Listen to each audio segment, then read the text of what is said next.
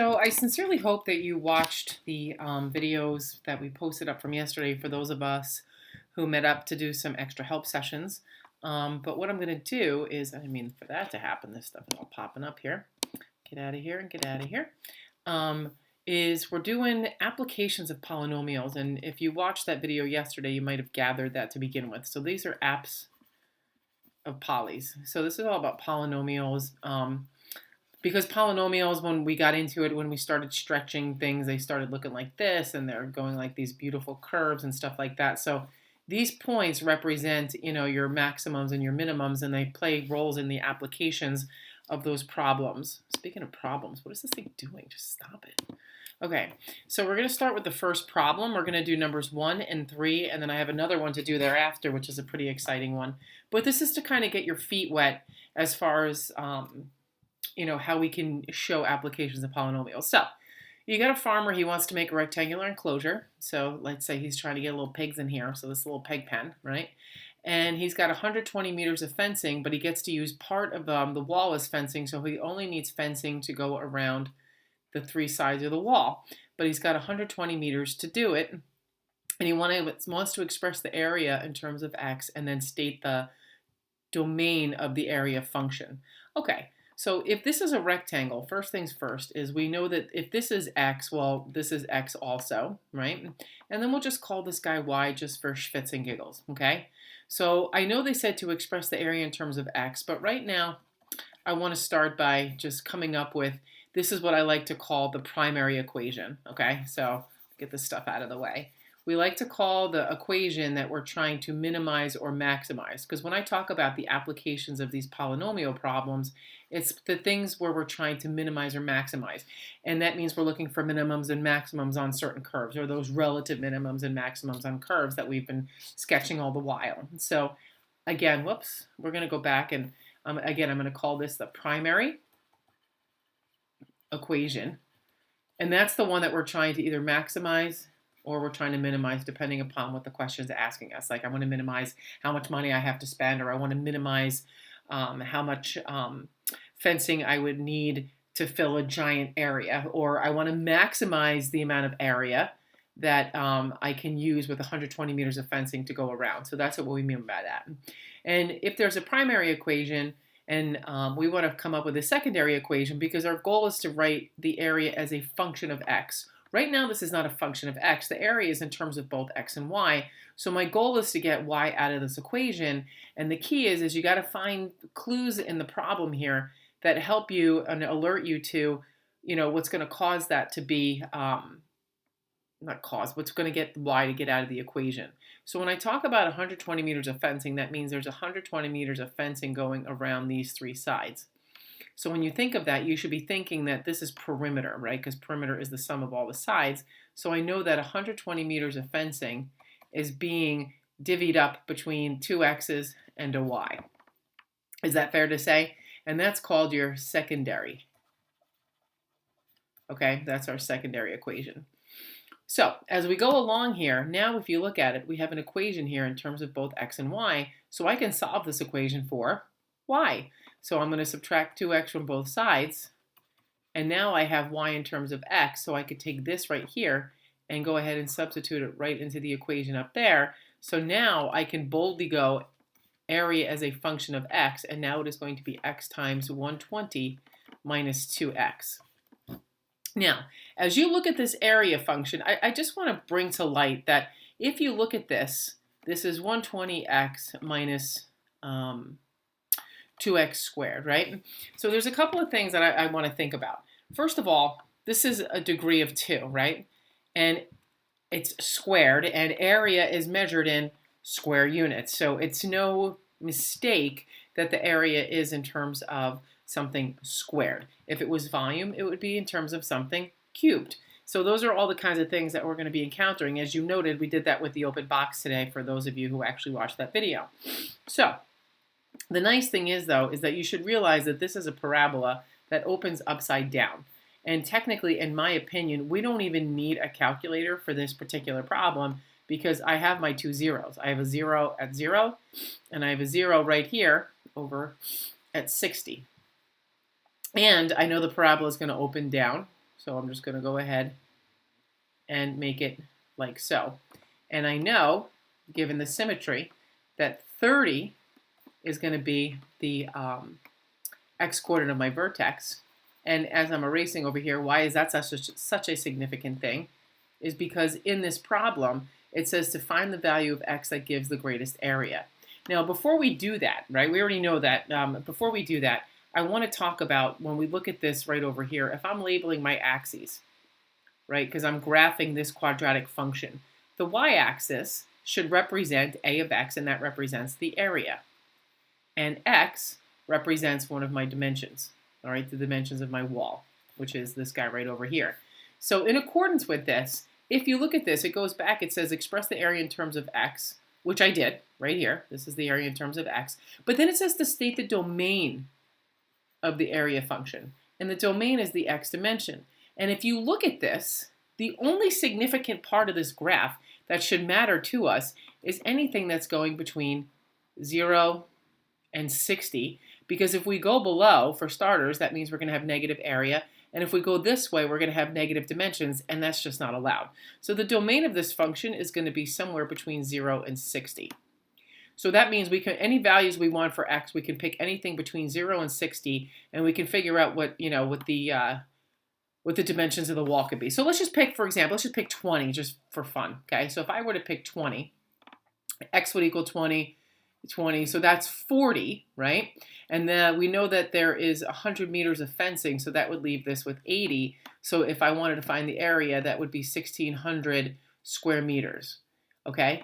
If I were to go ahead and I were to pick 10, so if I were to use this and just say, let's go with 10 and 10, then that would leave us with 100 meters over here. So that would only be 1,000 square meters.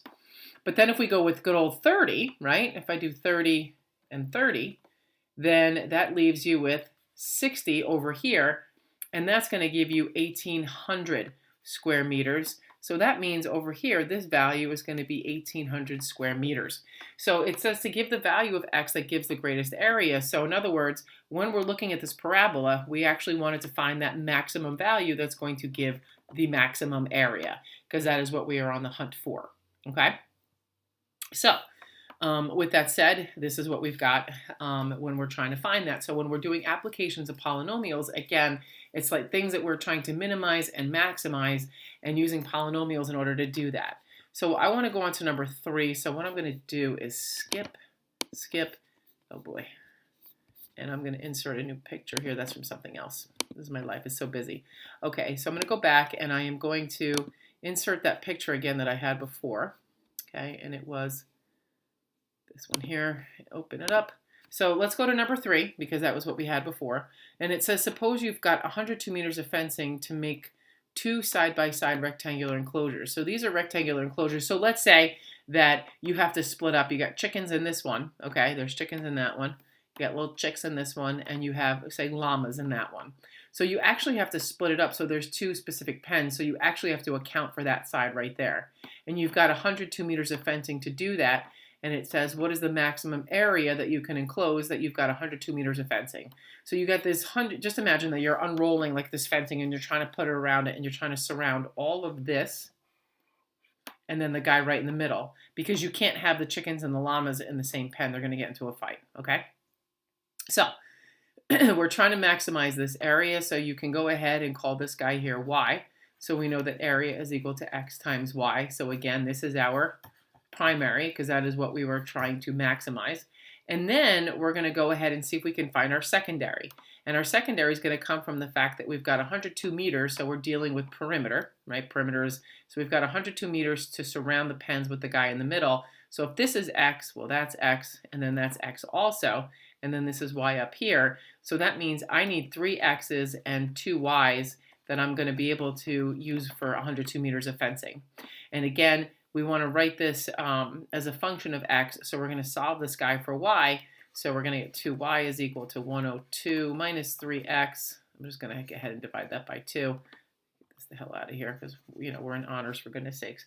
Okay, so we have this as our y value, which we can plug right back up into that area function. So area is a function of x, is equal to x times 102 minus 3x all over 2. And because I'm so lazy and I'm tired and it's late in the day, I am going to jump over to Desmos, and I am going to go ahead and I am going to sketch the function g of x, just because I hit the g first. G of x is equal to, what was that, x times, what was that? Let me skip back here. 102 minus 3x all over 2, okay. Nope, don't you go away. So it's going to be 102 minus 3x. Really? Really? I know you guys are saying 102 minus 3x, and then all divided by 2. All right, so now if I go ahead here, this is a very strange looking, let me just go ahead and, why is it doing that? Parentheses. Okay, so I have something that looks like that, and it should be, okay, I see what's going on. We can't even see this. So what I'm going to do is I'm going to zoom out, because we can feel like it's parabolic in shape. You should know that before we even go on. Let me go back to this function. If you multiply this through, you have x, and then your highest degree is going to be x squared, and it's going to be a negative 3x squared over 2. So that's telling me that my parabola is opening down, and that means I should have a maximum, which I in fact do. So looking at that, I'm going to make this, let me see, we're going to change this to negative 10, and we're going to change this sucker to 50. Okay, change him to 50, and I'm going to change this to like 200. Nope, not high enough. 300. Nope, still not high enough. 500. Here we go. Okay, so I have something that looks like this. And again, if I asked you to give me the domain of this function, if I were to ask you to give me the domain of this function, I really hope that you're taking a look at those zeros over there, and you're saying anything below the x-axis is either going to yield a negative dimension or a negative area, which isn't going to happen. So the only thing that you are really interested in is everything over here, right? So my domain is going to be between 0 and 34. So, and then the question was, is you want to find out what the maximum area is, and that point right up there is going to have an x dimension of 17 and an area of 433.5. So when you go ahead and you graph the parabola, remember, it's asking you for the maximum area. I love how I don't remember what I just saw. So that's going to be, when you go back here, you're going to go ahead and sketch the parabola. And you're going to have 0, and you're going to have 34 over here. So you know your domain is between 0 and 34. And then the point up top here was 17, 233 point. What was it? 5? Was it 5? I think it was 233. I could be wrong. Hold on. Going back to 433.5. I could use you guys here right now, by the way. So this should be 433.5. So if I come over here, that means when you look at your pen, right, you want this to be 17, 17, 17, right? And if your area is 433.5, then you could take 433.5 divided by 17 to find out what y is. And if I were to do 433.5 divided by 17, I would have 25.5. So that means that the dimensions of this has to be 17. So this is going to be 17 by 25.5, because then that will also account for the little guy in the middle. Okay. So the maximum area that you can enclose, again, if you go back to this over here, all of this all along here represents all of the values that you could have with which to build your pen, but it's this magical number right here that's going to get you the maximum area with the amount of fencing that you have to work with. Okay? All right, so going back now to this one, this is a juicy one. So you have a rectangular sheet of paper, so you can actually see there's a sheet of paper that's x by y, and it's being rolled into a cylinder, as you can see right there. So what that means is, let me go back here. So what that means is just imagine that you're taking a sheet of paper, and I realize I can't go live. You're taking the sheet of paper and you're spinning it around. So this right here is actually x. So if you look at this, the thing is that this in a cylinder, this represents the circumference of a cylinder, okay? Where it says x is the circumference of the base of a cylinder. And it says find the volume of the function in terms of x that represents the situation. Now going back to geometry, we have to figure out, because you want to maximize the volume of the cylinder. The volume of a cylinder, for those of you who don't remember, it's the area of the base times the height, and the area of the base is pi r squared times your height, which is y. So if you go over here and you look at this, it says find the volume function in terms of x. There is no x in this problem, so now we got to go back to the drawing board and figure out a few things, right? So the first thing is, and this is one of the hardest problems that you're ever going to do, which is cool, is that the circumference represents x, or x represents the circumference, and the circumference of a circle is x is equal to circumference, which is equal to 2 pi r. Ha! So to begin with, we have x is equal to 2 pi r. So we can start off by solving this for r by dividing both sides by 2 pi. So, so x divided by 2 pi is going to be equal to r. That's the very first thing. And I can plug it right in there. So right now I have pi times x over 2 pi squared times y. Now before we even do anything, I want to tidy this thing up. So if you do this, so if I square this, I'm going to square x, I'm going to square 2, and I'm going to square pi. So that's going to be x squared over 4 times pi squared times y. Now if you notice, there's a pi upstairs and a pi downstairs, so I can cancel one of those out with that guy right there. So right now I currently have x squared over 4 pi times y. So after all that, I managed to get r out of the equation, and I've got x here. So now my next course of action is, how the heck do I get y out of here?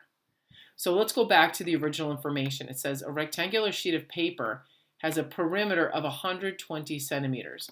So the perimeter of this thing is 120. So the perimeter, if you remember, is the sum of all your sides. So we have 2x plus 2y is equal to 120, which means x plus y is equal to 60 because everybody's divisible by 2. So now I can take this secondary equation right here. This was another secondary equation. We had like 2 secondary equations, which is pretty cool, right? To get r out. And then we had to come up with another secondary equation to get y out of here. So now my volume as a function of x is x squared over 4 pi times 60 minus x.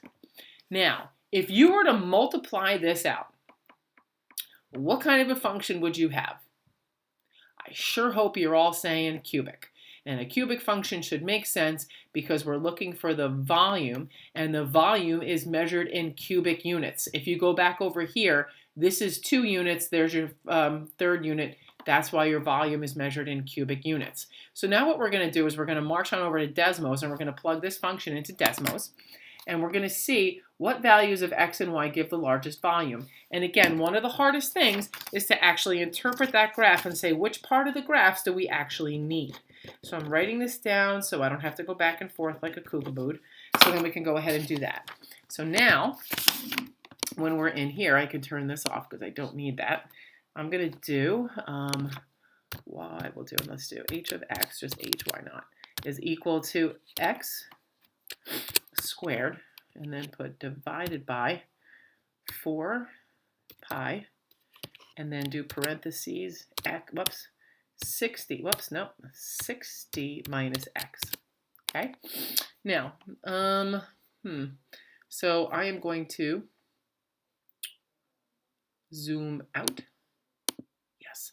So now if I zoom out, we can see things a little bit better, and we can make adjustments to our graph, which is what I like to do. So I'm going to make this go out to 80, and I'm going to make this go up to 2. Oh, still not high enough. Look at that. Let's go crazy. Here we go. Okay, so here we have it. All right. When I take a look at this, look at the significance of the graph and ask yourself, going back to this, if I were to graph this, going back into here, it's going to look something along the lines of, we saw it go like that, and it makes sense that it should do that, right? That's 0 there. And this is going to be 60 over here, right? So this is the volume function that we're talking about. So the y's represent the volume, and the x's represent the, oh, I hope you said circumference. The x's, no, yeah, the x's represent the circumference. So that's your circumference.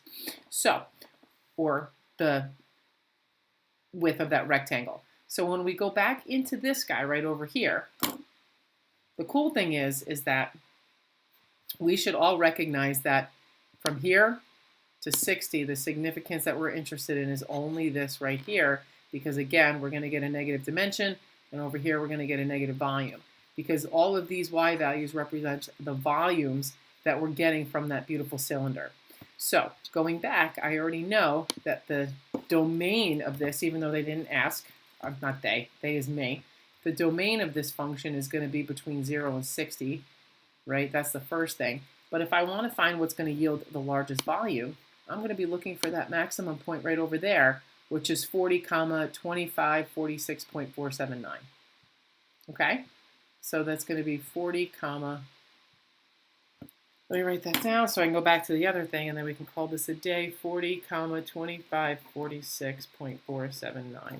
Okay. So going back here, this point right up here that we're interested in, that's going to yield the maximum volume is 40, 25, 46.79. Okay? 46.79. So that means that this is going to be 40, this is going to be 40, and then y is going to be equal to, that's 80, so that's 40 left, so this is going to be 20, and then that's going to be 20. Okay? So when it says what are the values of y, they're going to do that because, again, I had 120 centimeters to mess with, so I have this guy here and I have that guy there, yes, and therefore it's going to be, this is going to give us the maximum volume, and then x is 40, and then y is 20. I hope you guys found this helpful, and it's something you're going to need to watch for the next thing you're going to do. Have a good one.